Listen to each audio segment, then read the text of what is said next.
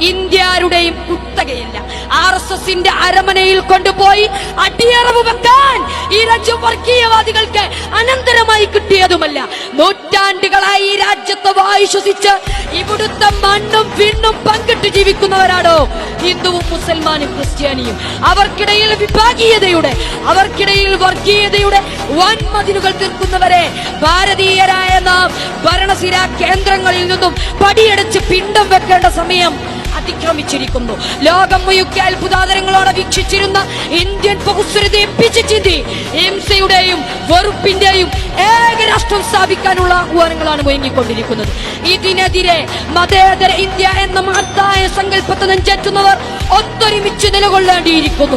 ഉമ്മാക്കി കാണിച്ച് പേടിപ്പിച്ചാൽ കണ്ടു പോകുന്നതന്നെ വിശ്വാസമെന്നും അന്യമതസ്ഥന്റെ പതനം കണ്ട് ആഘോഷിക്കുന്നവനല്ല മുസൽമാൻ എന്നും പ്രവർത്തനത്തിലൂടെ തെളിയിക്കാൻ സാധിക്കണം.